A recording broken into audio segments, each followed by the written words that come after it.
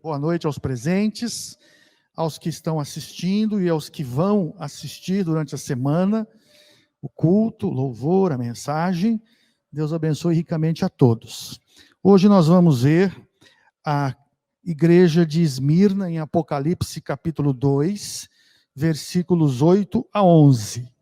Você está em casa, você abre a sua Bíblia lá, e em Apocalipse 2, 8 a 11, para acompanhar a leitura do texto sagrado, e logo depois da oração e do cântico, a explanação da mensagem.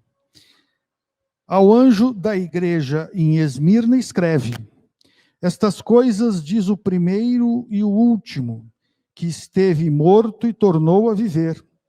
Conheço a tua tribulação, a tua pobreza, mas tu és rico.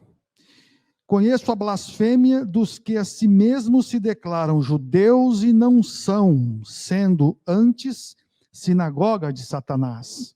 Não temas as coisas que tens de sofrer. Eis que o diabo está para lançar em prisão alguns dentre vós, para ser dispostos à prova, e tereis tribulação de 10 dias. Sê fiel até a morte, e dar-te-ei a coroa da vida. Quem tem ouvidos, ouça o que o Espírito diz às igrejas. O vencedor, de nenhum modo, sofrerá dano da segunda morte. Pai querido, nós clamamos sobre as vidas de todos os que aqui estão, de todos os que estão em casa, de todos os que vão assistir este momento, as tuas mais ricas misericórdias, a iluminação do teu Espírito Santo, para que a mensagem fale aos nossos corações. Nos edifique, nos permita o fortalecimento da nossa fé, para podermos te servir, ó Pai, cada vez mais, cada vez melhor, conforme a tua vontade, para a honra e glória do teu nome. Abençoa os dízimos, as ofertas, abençoa esta igreja, abençoa, ó Deus, o projeto Abraço, abençoa, ó Deus, pastor Marcelo. Fica com cada lar, com cada família desta igreja, derramando a tua graça bendita, que nos fortalece, que nos basta para podermos continuar firmes na fé. Nós louvamos o teu nome por esse momento, no nome santo do nosso Senhor e Salvador Jesus Cristo. Amém. Queridos, este cântico é um cântico que fala muito ao texto bíblico que nós vamos estudar nessa noite. A igreja de Esmirna era uma igreja que estava sofrendo bastante. E aqueles crentes podiam ouvir Deus, podiam ouvir Jesus talvez falar isso aos seus corações. Não se preocupem. Esmirna era uma cidade razoavelmente grande à época, com mais ou menos 80, 100 mil habitantes, perto da cidade de Éfeso, perto do mar. Tinha muitos judeus, tinha um comércio grande, um comércio pujante, e esta igreja deve ter sido fundada pelo apóstolo Paulo, quando de sua jornada evangelística lá pelas regiões da Ásia.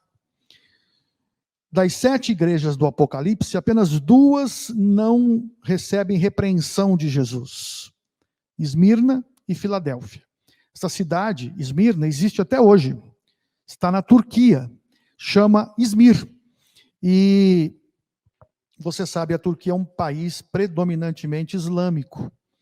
Então, se há ainda servos de Deus ali, cristãos ali, eles ainda continuam, 2000 anos depois, passando por graves dificuldades para ter a liberdade de servir e de adorar a Deus.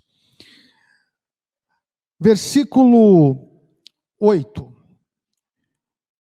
Ao anjo da igreja em Esmirna escreve: estas coisas diz o primeiro e o último, que esteve morto e tornou a viver. É Jesus Cristo.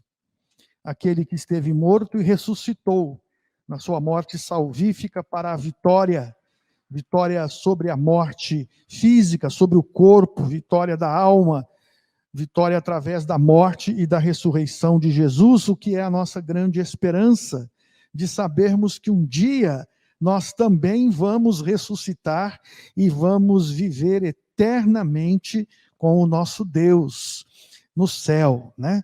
As nossas vidas são baseadas não nas coisas desse mundo, não nesta vida, mas nesta esperança daquele que esteve morto e tornou a viver, Jesus Cristo, na esperança da vida eterna com Deus. Então, logo no início da carta, que Jesus pede ao apóstolo João que enderece aquela igreja, a todas as igrejas de Cristo, Jesus já diz isto, né? Quem está falando é o Alfa e o Ômega, o primeiro e o último, o Senhor sobre todas as coisas, né? Quem está falando é o Rei dos Reis, aquele que morreu, mas ressuscitou para vencer a morte e ser a garantia, o penhor da nossa ressurreição e da nossa salvação.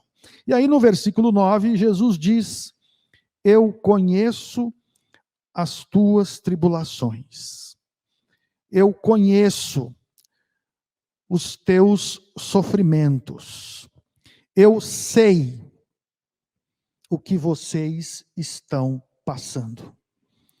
Sabe, queridos, quando eu estava estudando esse texto para preparar essa mensagem, eu parei aqui e comecei a orar, porque todos nós passamos por momentos difíceis na vida, por tribulações, por dificuldades, por aflições.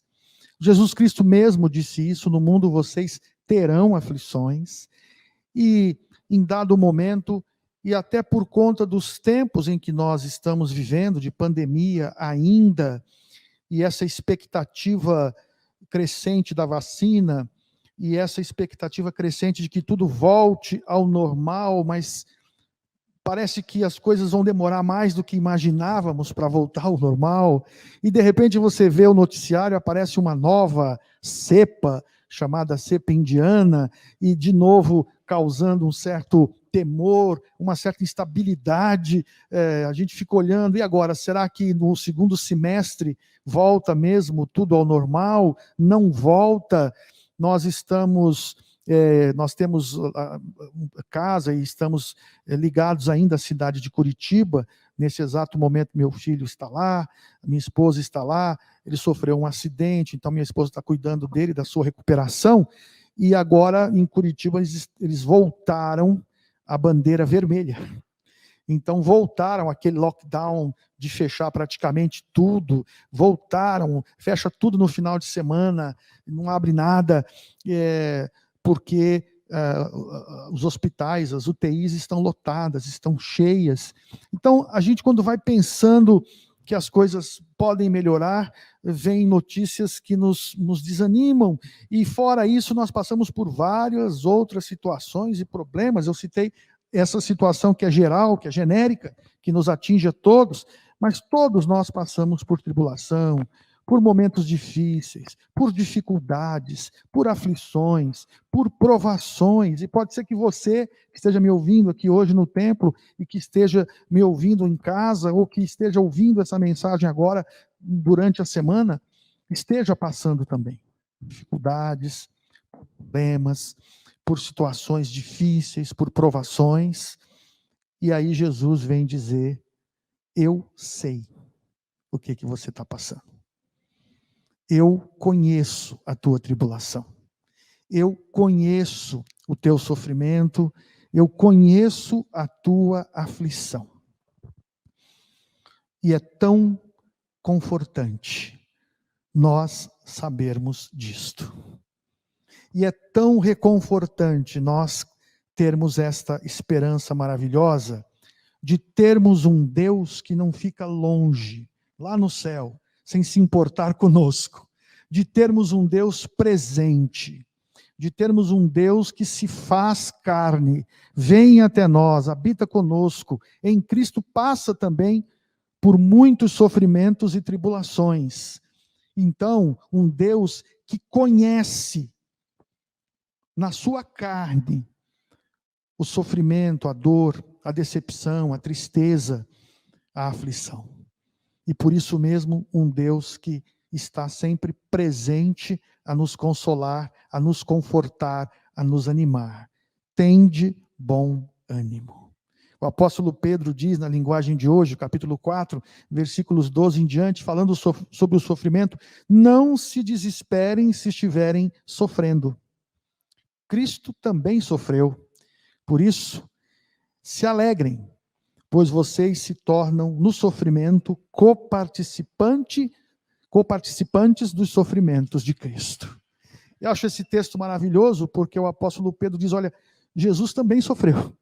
E vocês podem se alegrar de estarem passando por tribulações, por dificuldades, por problemas, por aflições, porque nessas horas vocês podem depender mais de Deus, crescer espiritualmente, podem entregar realmente tudo nas mãos do Senhor, podem saber que Jesus sabe, conhece o que você está passando.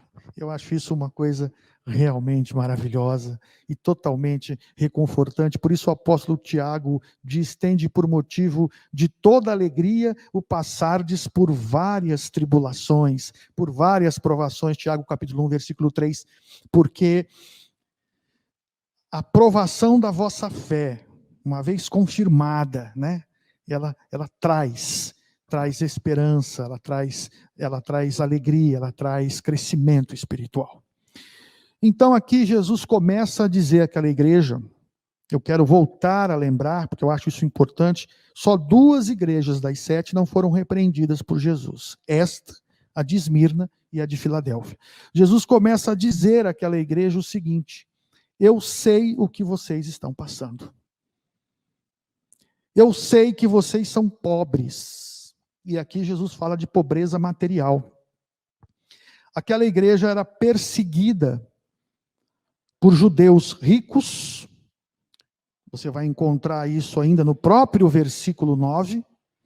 Por judeus que se diziam judeus, mas na verdade não conheciam nada de uma verdadeira adoração ao Deus vivo e verdadeiro, eram religiosos, mas ricos, porque eram os donos do comércio, oprimiam aqueles cristãos pobres. Os judeus consideravam naquela época os cristãos uma seita herética, porque nasce do judaísmo. Nesse momento começa a se separar do judaísmo, pois através da evangelização muitos não-judeus começam a crer que há um Senhor, que é Cristo, que não é o imperador, que não é César, mas que é Cristo. E os judeus então consideram que, porque muitos judeus se convertem entendendo que Jesus era o Messias esperado, e agora gentios também se convertem, o cristianismo é uma seita que deve ser combatida, que deve ser exterminada, pois ela contamina judeus e o próprio judaísmo. Eles creem que Jesus Cristo não era o Messias esperado. Eles creem que Jesus Cristo, até hoje, né, creem assim, que Jesus Cristo era um homem que, na verdade, foi condenado porque mereceu a condenação que recebeu, e eles então perseguem os cristãos. Em Esmirna, de forma bastante agressiva. Era uma igreja composta de gente humilde, era uma igreja composta de gente simples, era uma igreja composta de pessoas que estavam lutando pela sua sobrevivência, buscando o seu trabalho digno, e cristãos buscavam servir a Deus através do seu trabalho, mas eram perseguidos por romanos, porque se negavam a declarar que o imperador do Império Romano era também um Deus, era um Senhor, era um César. Se negavam a fazê-lo. Em Esmirna havia um templo dedicado ao imperador que estivesse no poder naquele tempo, naquele momento, para ser cultuado também como um Deus. Os cristãos não aceitavam isso. Sabiam que só há um Deus trino e verdadeiro, Deus Pai, Deus Filho, Deus Espírito Santo. Então eram perseguidos por romanos, eram perseguidos por judeus, eram perseguidos por alguns gregos, que também moravam em toda aquela região da Ásia, porque os gregos criam que a filosofia dos cristãos pervertia a verdadeira filosofia. Criam que a filosofia dos cristãos, de amar ao próximo como a si mesmos, de servirem, de se doarem, de se darem em amor, criam que esta filosofia pervertia o sentido mais nobre da filosofia grega, que buscava um ideal pessoal de força, um ideal pessoal de condicionamento físico, um ideal pessoal de beleza, de estética, um ideal de um homem forte, de um homem bonito. Os cristãos não estavam preocupados com essas coisas. Eles estavam preocupados em apresentar Jesus Cristo como Senhor e Salvador e viver Jesus Cristo como Senhor e Salvador, amando as pessoas como a si mesmas, para a honra e glória do Senhor. E os judeus eram perseguidos, os cristãos eram perseguidos, portanto, pelos judeus, pelos romanos, pelos gregos, e parece que essa igreja em especial sofria realmente muito com isso. Aqui eu quero fazer um rápido parênteses sobre a questão desses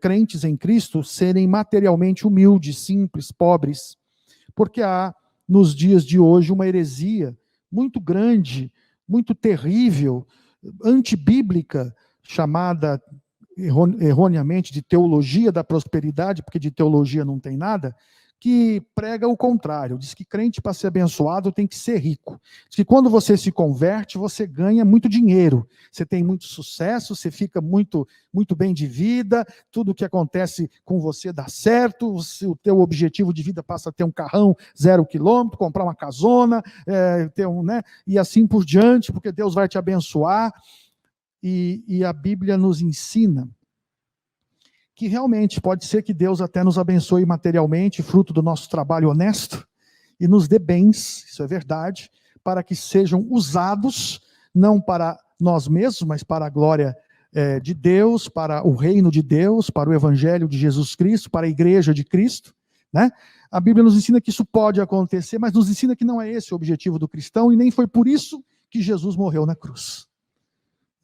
Jesus morreu na cruz para que mesmo humildes materialmente, chamados aqui até de pobres, nós tenhamos uma dignidade que o dinheiro não pode dar.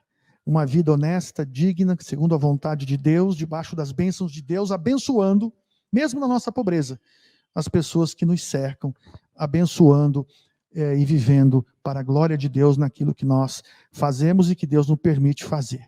Então, esta heresia, ela não tem nada a ver com a palavra de Deus, não. Até porque Deus diz que eles eram pobres, Jesus diz isso, versículo 9, conheço a tua tribulação, conheço a tua pobreza, mas vocês são ricos. Evidentemente que Jesus está dizendo, vocês são ricos naquilo que realmente interessa. Vocês são ricos espiritualmente. Vocês são ricos porque a vida espiritual de vocês está de acordo com a vontade do Pai. Vocês são ricos porque vocês, não tendo muito de bens materiais, têm tudo do que realmente interessa. É uma espiritualidade viva e verdadeira, uma comunhão honesta com o Pai. Então vocês são ricos, vocês são abençoados, vocês têm aquilo que é o principal que um ser humano pode querer aqui nessa vida e nessa terra. Comunhão real e verdadeira com Deus, salvação eterna, paz em Jesus Cristo, a unção e a ação confortadora e consoladora do Espírito Santo. É isso que Jesus está dizendo a eles. Vocês não pensem que vocês são pobres, vocês na verdade são ricos, bem mais ricos do que vocês imaginam, vocês têm tudo. Né? Então, aqueles judeus que Jesus diz eram blasfemadores, se declaravam judeus e não eram, antes viviam como na sinagoga de Satanás, perseguindo os cristãos, na verdade, estavam totalmente enganados quanto à sua fé, quanto à verdadeira fé em Cristo Jesus. Tanto que Jesus vai dizer para eles: vocês são ricos, então não tenham medo, porque se vocês forem fiéis até a morte, receberão a coroa da vida. E a vocês que vencerão, né, tenham essa certeza, de nenhum modo sofrerão, versículo 11, o dano da segunda morte. Jesus promete a eles o principal. Não a morte eterna, a segunda morte, o inferno, mas a vida eterna com ele, com Cristo, no céu. Esses judeus, os da sinagoga de Satanás, né, na verdade eram aqueles que atrapalhavam o evangelho de Jesus Cristo. Hoje, nós temos também, inclusive dentro das igrejas chamadas cristãs, pessoas que se dizem cristãs, mas não são. Antes, atrapalham a igreja de Cristo, atrapalham o crescimento do evangelho. Então, meu irmão, minha irmã, eu quero que você leia isto com muita atenção, com muito temor e com muito tremor. Eu conheço a tua tribulação, a tua pobreza, mas você é rico espiritualmente. E eu também conheço a blasfêmia daqueles que a si mesmos se declaram cristãos. Aqui no texto é judeus, né? Mas eu estou trazendo para a nossa realidade hoje. E não são. Antes são sinagoga de Satanás. Que você não seja encontrado por Jesus dentre estes. Cuide da sua vida espiritual, cuide do seu testemunho, para que você não se torne pedra de tropeço para o evangelho, para a igreja, para os outros, e então seja usado pelo diabo e não por Jesus Cristo. Né? Agora o versículo 10. Jesus diz assim: não tenham medo. Não temam. Não tenham medo pelas coisas que vocês vão sofrer. Eis que o diabo está para lançar em prisão alguns dentre vós, para serdes postos à prova. E passareis e tereis tribulação de 10 dias. Queridos, uma das grandes estratégias de Satanás, do diabo, no século 21, e que infelizmente tantos cristãos não têm entendido, é passar uma imagem a toda a sociedade de que ele simplesmente não existe. Há muitos crentes que têm vivido como se realmente o mal e o diabo, o nosso adversário, não existisse. Se você abrir a sua Bíblia lá em Efésios, finalzinho da carta, você vai ver o apóstolo Paulo falando sobre a armadura de Deus. Né? Efésios, abra lá, por favor. Você que está em casa, abra também Efésios. Capítulo 6. Versículos 10 em diante. Veja que aqui o apóstolo Paulo está falando para mim e para você, para a igreja de Jesus Cristo, uma coisa muito séria. Quanto ao mais, irmãos, sede fortalecidos no Senhor e na força do seu poder. Efésios 6:10. Revesti-vos de toda a armadura de Deus, para poderdes ficar firmes contra as ciladas do diabo. Porque a nossa luta não é contra o sangue e a carne, e sim contra os principados e potestades, contra os dominadores desse mundo tenebroso, contra as forças espirituais do mal nas regiões celestes. Há uma batalha, sim. Há uma guerra, sim. O apóstolo Paulo diz que há uma luta constante, espiritual, na vida do crente, diária. E que o diabo arma ciladas, armadilhas, para que os crentes que deixam brecha para ele agir, caiam. E que a nossa luta é contra, sim, as forças espirituais do mal. Lutamos, Paulo diz em Gálatas, contra a carne, ou seja, contra nós mesmos, contra os nossos desejos voltados para o pecado, lutamos também contra o diabo. E aqui, Jesus, para aquela igreja, diz: o diabo está para lançar em prisão alguns dentre vós.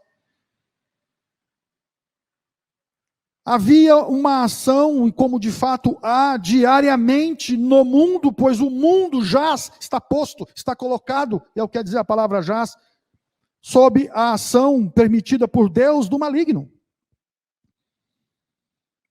Há uma guerra, há uma luta. E o apóstolo Paulo, lá em Efésios, diz: portanto, se revistam, tomem para si a armadura de Deus para poderem resistir nos dias maus e permanecerdes inabaláveis. Vistam-se com a verdade, com a justiça, calcem os pés com a preparação do evangelho da paz, embracem o escudo da fé para apagar todos os dardos inflamados do maligno, pois ele ainda por cima nos ataca mesmo. Tomem o capacete da salvação e a espada do Espírito, que é a palavra de Deus, com toda oração e súplica. Eu acho terrível como muitos cristãos têm vivido como se Deus tivesse a obrigação de abençoá-los, livrá-los, dar-lhes bens materiais, sucesso, dinheiro, curar suas doenças, sem a percepção de que muitas vezes as provações, as lutas que estão vivendo, ou são fruto de seus próprios erros e pecados, ou são frutos de ataques malignos que eles não conseguem discernir. É preciso ter discernimento espiritual para perceber que há uma guerra, há uma luta, meus amados. E é diária. Por isso, todo dia nós temos que nos revestir de toda a armadura de Deus e todo dia nos colocarmos em oração e todos os dias renovarmos a nossa vida de santidade, santificação, para que Deus possa nos fortalecer, e diz o apóstolo Paulo, e podermos resistir aos dardos inflamados do maligno e depois de termos vencido tudo, permanecermos inabaláveis. Senão, a gente pode cair. Eu acho maravilhoso que Jesus Cristo informa isso àquela igreja, àqueles crentes. Eu acho maravilhoso que Jesus Cristo diz isso para eles: olha, vocês vão passar uma grande tribulação ainda. Vocês vão passar por uma grande aflição ainda. Maior e pior do que a que vocês estão vivendo. É um ataque maligno. É um ataque de Satanás. Ele vem da sinagoga de Satanás e o diabo está para lançar em prisão alguns de vós. Nós não sabemos exatamente o que ia acontecer, se aquilo ia ser, mas na história, se aquilo ia ser aquilo que a história registrou várias vezes, a denúncia de judeus contra cristãos ao Império Romano. O imperador Nero recebia denúncias dos judeus de que os cristãos, na verdade, eram uma seita que trabalhava escondida, secreta, para derrubar o imperador, para minar o poder do imperador.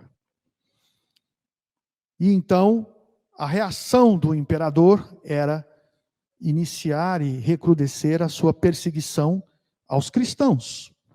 E aqui pode ser que isso fosse acontecer.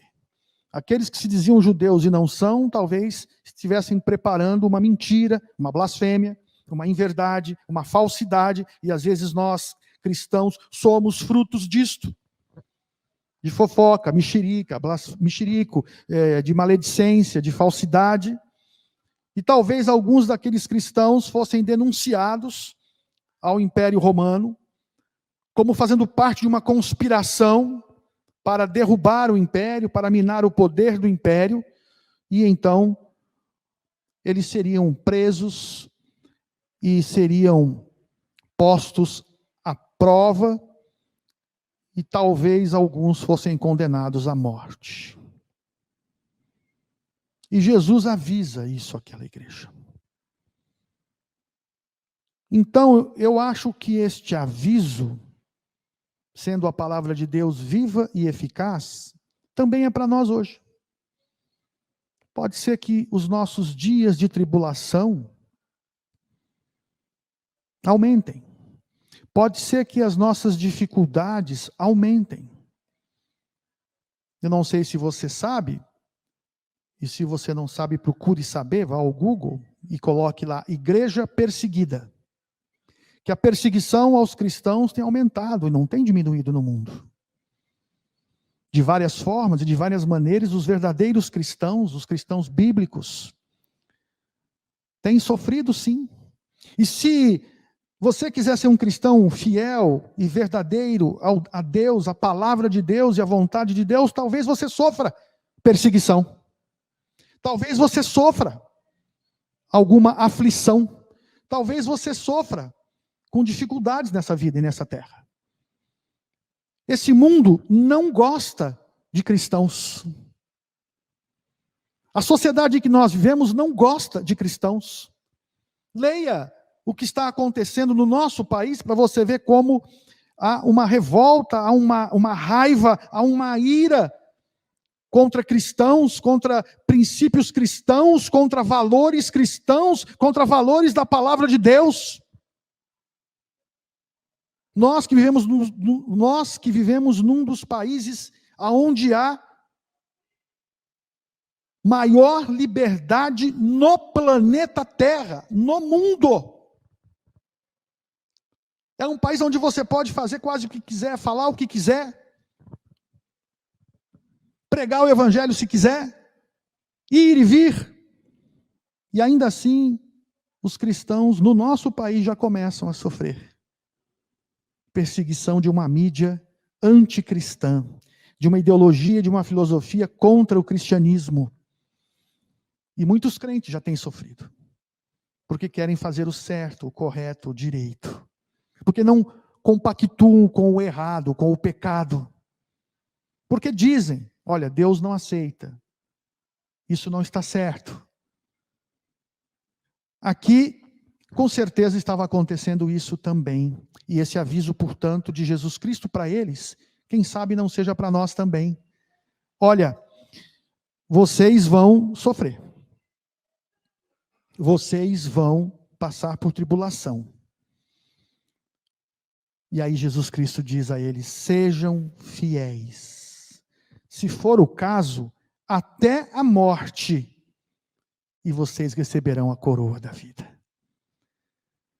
Sabe, queridos, como nós vivemos num país onde nós não sofremos ameaça de morte pela nossa fé, talvez nós não entendamos bem o que isso significa.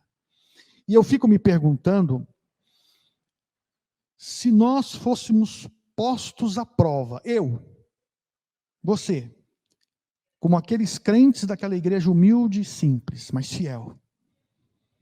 Se nós fôssemos postos à prova como eles, eu fico me perguntando, eu pergunto para mim mesmo, será que eu seria fiel até a morte?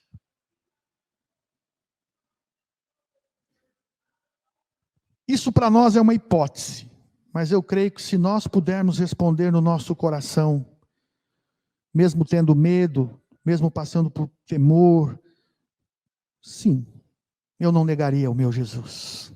Eu não negaria a minha fé.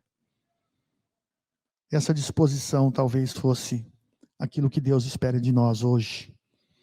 Muitos cristãos no mundo são postos à prova com um facão, com uma arma na cabeça, um facão no pescoço, e aquilo é filmado. Vocês já viram isso por aí? Aquilo é filmado. E a pessoa diz para aquele cristão, negue Jesus Cristo agora, ou você morre. Diga que Jesus não é nada, que você não é um cristão, que você estava errado, que você estava enganado, que o verdadeiro Deus é outro, e você não morre, você escapa da morte. Deixe de ser cristão, negue o seu cristianismo, negue a sua fé. E muitos, isso é filmado, levantam a cabeça e dizem: só Jesus Cristo é o Senhor. E morrem. Mas são fiéis até a morte, porque têm no coração essa esperança. Sabem que vão receber a coroa da vida. Quem tem ouvidos, ouça o que o Espírito Santo está dizendo à igreja. O vencedor, aquele que for fiel, apesar das dificuldades, dos problemas, das tribulações, das aflições, e em meio a elas, aquele que não negar a sua fé, e aquele que mesmo passando por momentos difíceis, permanecer firme no Senhor, aquele que mesmo atacado por Satanás e por pessoas que se dizem cristãs e não são, aquele que mesmo injustiçado segundo o padrão e a justiça dos homens, aquele que mesmo passando por dificuldades de saúde, dificuldades financeiras, dificuldades econômicas, e ainda assim continuar louvando e adorando o único e verdadeiro Deus, diz aqui Jesus, esse será o vencedor. E de modo nenhum sofrerá o dano da perdição eterna, da segunda morte. Esta, para terminar, é uma segunda coisa que o diabo tem conseguido, enganando cristãos, conseguindo dizer nos dias de hoje. Se preocupe com esse negócio não, que não tem inferno. Se preocupa com isso não, que não tem julgamento final. Se preocupa com isso não, porque nada disso existe, é tudo mito. A Bíblia é muito clara. Haverá, sim, um dia em que nós vamos ser separados. Jesus usa a linguagem, a figura de linguagem, que ele vai separar os cabritos das ovelhas, para que as ovelhas do bom pastor vivam debaixo do seu pastoreio eternamente. Que você queira estar entre estes, sendo fiel. Que você esteja disposto a abrir mão, às vezes de coisas até materiais, como o nosso conforto, para continuar fiel. Que você esteja disposto a abrir mão, se for o caso, de sucesso, de dinheiro, de poder, de certa autoridade, para continuar fiel. Que você esteja disposto a abrir mão do pecado, que diz a Bíblia lá em Hebreus, tenazmente nos assedia, do seu ego, do seu eu, da sua concupiscência, ou seja, do seu desejo, da sua vontade, para ser fiel. Que você esteja disposto a ser um crente fiel, apesar de todas as dificuldades, problemas e provações, e tribulações, e aflições, para continuar firme na sua fé, sabendo que Deus jamais, em hipótese alguma, te abandonará os seus. E ao final, esta é a promessa: você receberá a coroa da vida e jamais experimentará a tristeza da segunda morte. Pai de amor, nos abençoa. Tua palavra foi lida e explanada, agora que o teu Espírito Santo a leve e toque os corações e as vidas daqueles que precisam receber de ti, porção dobrada do teu Espírito, para fortalecerem a sua fé, se arrependerem de erros e pecados, para entenderem a luta espiritual que vivem, para buscarem na tua palavra, na tua doutrina, na tua verdade, no teu ensino, no teu poder, na unção do teu Espírito, na pessoa e na obra de Jesus Cristo, aquilo que precisam para se tornarem, ó Deus, vencedores. Não conforme o padrão do mundo, conforme o teu padrão. Vencedores espirituais. Vencedores que fazem a tua vontade. Vencedores que esperam em ti, que tudo entregam a ti e no teu altar. Vencedores que te adorem em espírito e verdade. Vencedores que vivam conforme o teu querer, que se submetem ao teu senhorio. Vencedores que ao final receberão a coroa da vida eterna.